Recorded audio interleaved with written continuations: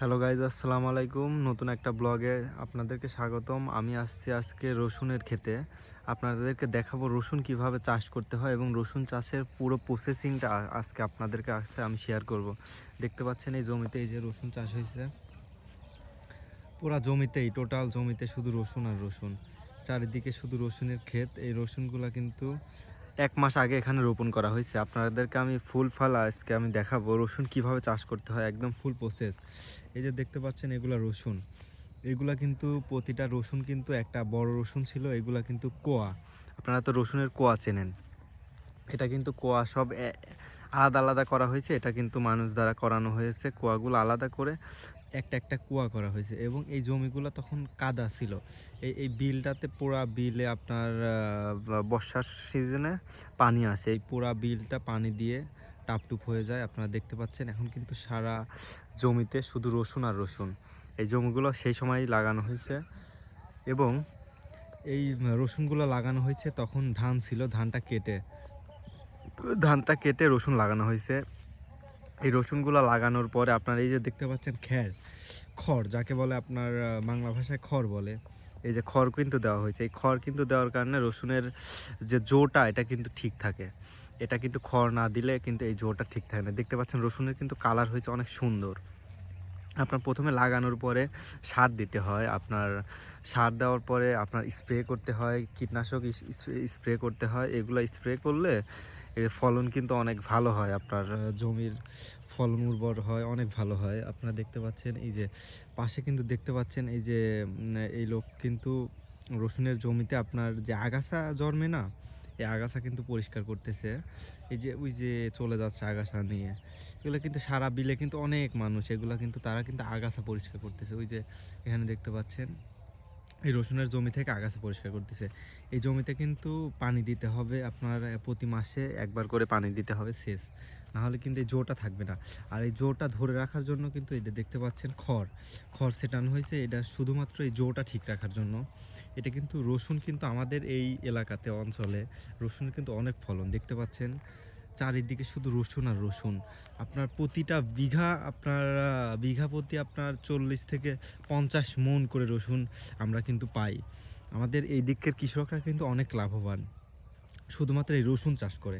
এই যে দেখতে পাচ্ছেন শুধু রসুন, চারিদিকে আমরা যেখানেই যাব শুধু রসুন আর রসুন। এই যে দেখতে পাচ্ছেন রসুন, এগুলো কিন্তু রসুনের অনেক ফলন হয়েছে, অনেক ভালো ফলন এই রসুনে। কিন্তু দেখতে পাচ্ছেন ওই যে আগাছা পরিষ্কার করতেছে একটা মহিলা, সে কিন্তু এই রসুনের আগাছা পরিষ্কার করছে। এই যে দেখতে পাচ্ছেন আগাছা আছে কিন্তু অনেক আগাছা। এই আগাছাগুলো পরিষ্কার না করলে রসুনের উপর দিয়ে উঠে যায় এবং এই রসুনের কিন্তু অনেক ক্ষতি করে। এই জন্য আপনার এই আগাছাগুলো সব কিন্তু পরিষ্কার করতে হয়। অনেকের আছে যাদের মানে কাজ করার লোক নাই, দেখতে পাচ্ছেন কাজ করার লোক নাই, তারা কিন্তু আপনার কামিলি মানে একজনকে হায়ার করে নিয়ে আসে টাকার বিনিময়ে, যে আমার আগাছাটা পরিষ্কার করে দেন। এই যে দেখতে পাচ্ছেন ইনি কিন্তু এটা নিজের জমিতে আর কি আগাছা পরিষ্কার করতেছে। এই কয়েকটা জমিতে দেখতে পাচ্ছেন অনেক ফলন হবে এগুলাতে। বিঘা প্রতি আপনার 40 মণের বেশি ছাড়া কম হবে না, এগুলো অনেক ফলন হবে। এগুলা কিন্তু অনেক যত্ন সহকারে কাজ করতে হয়। এই যে দেখতে পাচ্ছেন এই রসুনগুলা কিন্তু আর 2 থেকে 3 দিন পরে আপনার সেচ দেবে, কারণ এই যে আমি আপনাকে জুম করে দেখাই, মাটিগুলো কিন্তু অনেক শুকায় গেছে। এটা কিন্তু আরও শুকায় যেত যদি এই খড়গুলো না থাকতো। এই খড়গুলোর কারণে কিন্তু জোটা ঠিক রাখছে এই জমির। কিন্তু তাও আপনার 1 মাস পর পর এই জমিতে পানি দিতে হয়, চাইলে আপনার জোটা ঠিক থাকে এবং রসুনের গাছের চেহারা কিন্তু অনেক সুন্দর হয়। এবং আপনার জমিতে যখন আপনি সেচ দিবেন, সেচ দেওয়ার পরের দিনই কিন্তু আপনাকে জমিতে সার প্রয়োগ করতে হবে। সার প্রয়োগ করার কারণ কি, আপনার মাটিটা যখন মানে ভিজা থাকবে, সারটা কিন্তু দিলে অনেক মানে দ্রুত কাজ করে এই সারটা। এই জন্য আর কি সেচ দেওয়ার পরের দিনই আপনাকে অবশ্যই সার প্রয়োগ করতে হবে, তাছাড়া কিন্তু আপনি ফলন ভালো পাবেন না। দেখতে পাচ্ছেন যেগুলো জমি আমি আপনাদেরকে দেখাচ্ছি, প্রতিটা জমিতে কিন্তু অনেক ফলন, কারণ এই রসুনগুলো কিন্তু চাষিরা অনেক পরিশ্রম করে লাগাইছে। এবং দেখতে পাচ্ছেন চারিদিকে শুধু সবুজ আর সবুজ। এই সবুজের কারণ হচ্ছে, একমাত্র কারণ, চাষিরা অনেক পরিশ্রম করে। এই রসুনগুলাতে কিন্তু অনেক সুন্দর করে আপনার চাষ করছে, তারপরে আপনার খড় দিছে, এগুলাতে সার প্রয়োগ করতে হয় এবং কীটনাশক প্রয়োগ করতে হয়। অনেক কাজ আছে, অনেক কাজ। এই কাজের জন্য কিন্তু একমাত্র এই রসুনের ফলনটা কিন্তু এত ভালো হয়। এছাড়া কিন্তু এই রসুনের যে ফলন আমি আপনাদেরকে দেখাচ্ছি, এই ফলন সম্ভব না। আপনার এই ফলনটা একমাত্র সম্ভব যদি আপনি কঠোর পরিশ্রম করেন। আপনাকে প্রতিদিন আপনার আগাছা পরিষ্কার করতে হবে। কোনো আগাছা জমিতে রাখা যাবে না। দেখতে পাচ্ছেন প্রতিটা জমিতে কিন্তু কোনো আগাছা নেই, শুধু রসুন আর রসুন। দেখতে পাচ্ছেন এটার কিন্তু একমাত্র কারণ কৃষকের অক্লান্ত পরিশ্রম। তারা কিন্তু সবসময় লেগেই থাকে জমিতে। কারণ কোনো আগাছা লাগতে দেয় না, কোনো কীটনাশক আপনার অনেক কীট আছে যারা এই আগা খেয়ে ফেলে। রসুনের যে আগা আছে না, এটা খেয়ে ফেলে। এটার জন্য কিন্তু আপনাকে অবশ্যই আপনার কীটনাশক প্রয়োগ করতে হবে। কীটনাশক যদি আপনি প্রয়োগ না করেন, এটা কিন্তু কখনোই সম্ভব না। আপনার রসুনের জমিতে অনেক ক্ষতি হয়ে যাবে। তাই আপনাদেরকে কীটনাশক প্রয়োগ করতে হবে এবং প্রতি 15 দিন পর পর যদি আপনি সেচ দিতে পারেন, সেটা আপনার জমির জন্য হবে হাই ফলন। কারণ আপনি যদি জমির উর্বরতা ঠিক রাখেন, তাহলে অবশ্যই আপনাকে সেচ দিতে হবে। আর অবশ্যই এই খড় দিতে হবে। খড় যদি আপনি না দেন তাইলে কিন্তু আপনার জমির উর্বরতা ঠিক থাকবে না এবং আপনার মানে কাঙ্ক্ষিত যে আপনি ফলন, এই ফলনটা আপনি পাবেন না। তার জন্য অবশ্যই আপনাকে কি করতে হবে, সেটা হচ্ছে আপনার জমির উর্বরতা ঠিক রাখতে হবে। 15 দিন পর পর আপনার পানি দিতে হবে এবং আপনার ইউরিয়া ড্যাপ, এই দুইটা সার আপনার 1 মাস পর পর জমিতে প্রয়োগ করতে হবে। 1 মাস পর পর জমিতে প্রয়োগ করলে এই সারটা কিন্তু অনেক মানে কার্যকারিতা পালন করে এবং আপনার সেচ দেওয়ার পরে অবশ্যই সার দিতে হবে। সেচ দেওয়ার আগে যদি আপনি সার দেন, তাহলে এই সারটা কাজে লাগবে না। আপনাকে অবশ্যই এই কাজটা করতে হবে সেচ দেওয়ার পরে।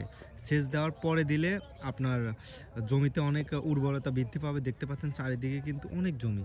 এই জমিগুলোর যে আপনার ফলন, এটা কিন্তু হাই ফলন। আপনি দেখতে পাচ্ছেন চারিদিকে অনেক মানুষ, আরও অনেক মানুষ ছিল যারা এই যে হায়ারে আসে কাজ করতে। তো আমি জমির মালিক, আমার জমিতে আগাছা হয়েছে, আমার পরিষ্কার করতে হবে। এই জন্য কিন্তু আমি হায়ার করে আরেকজনকে নিয়ে আসতেছি, নিয়ে এসে আমি কিন্তু এই জমি পরিষ্কার করতেছি। বুঝতে পারছেন? এটা আসলে কি বলবো, এইভাবেই কিন্তু জমির উর্বরতা বৃদ্ধি পেতে হয়। এই যে দেখতে পাচ্ছেন চারিদিকে, এই যে এই লোক কিন্তু কাজ শেষ হয়ে গেছে, এই লোক এখন চলে যাবে, বাসার দিকে চলে যাবে। এরকম মাঠ কিন্তু এখন সন্ধ্যার দিকে, এখন এই যে দেখতে পাচ্ছেন অনেক কিছু মানুষ কাজ করতেছে, কিন্তু এরা সবাই চলে যাবে কিছুক্ষণের মধ্যে।